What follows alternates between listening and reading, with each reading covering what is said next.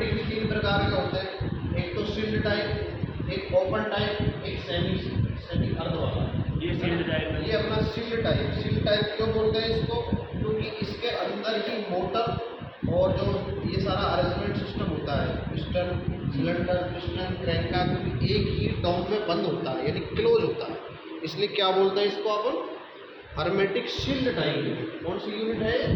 Sealed type. तो इसका आपने ऊपर वाला जो भाग है वो काट दिया, यानी इसको ये यहाँ से ग्राइंडर से काट के आपने इसके दो पार्टों में इसको डिवाइड कर दिया। इसके अंदर जो स्प्रिंग लगी होती है, देखो ये स्प्रिंग क्या काम आती है, ये स्प्रिंग जो होती है हमारी, ये जो अपना जब अपना ये सिलेंडर पिस्टन अरेंजमेंट चलता है, मोटर चलती है, तो ये जो वाइब्रेशन होता है, उस वाइब्रेशन को क्या करती है, ये कम करती है, यानी वाइब्रेशन को रोकने के लिए स्प्रिंग लगाई जाती है। इसके अंदर जो ये दिख रहा है, ये वाला ऑयल, ये ऑयल कौन सा होता है, ये होता है पॉलीएस्टर ऑयल, यानी 34 के लिए अपन जो ऑयल लेते हैं, इसमें कौन सी गैस का कंप्रेसर है, ये R134 का। कौन सा? R134 गैस का है। तो R134 गैस के लिए जो ऑयल यूज में लिया जाता है वो होता है पॉलीओल एस्टर ऑयल। कौन सा होता है? Polyol ester oil. इस ऑयल में क्या होता है, अपनी ये जो मोटर होती है, ये मोटर इसमें डूबी रहती है, ऑयल डूबी रहती है। इसमें देखो तीन तरह की बाइंडिंग होती है अपनी मोटर में। एक तो होती है अपनी, क्या नाम है, एक होती है रनिंग की, एक स्टार्टिंग की, एक कॉमन की।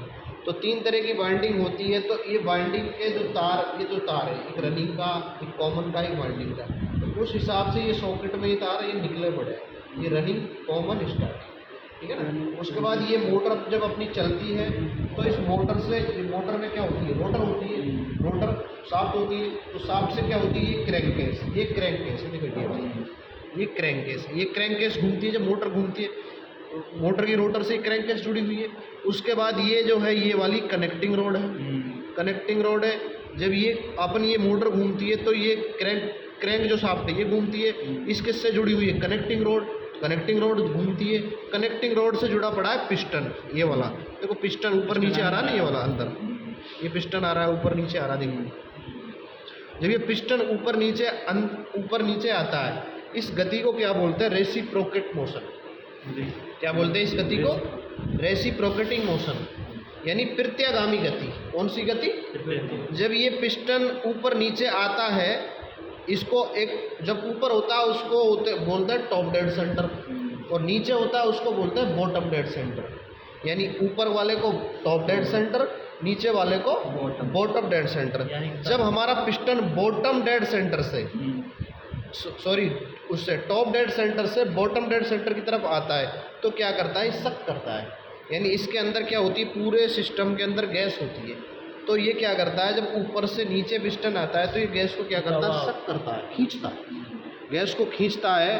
तो गैस खींचने के बाद ये जो पिस्टन में देखो, यहाँ पर ये यहाँ से, और ये पूरा जो सिस्टम है ये सक का काम करेगा, यानी इसको खींचने का काम करेगा इस गैस।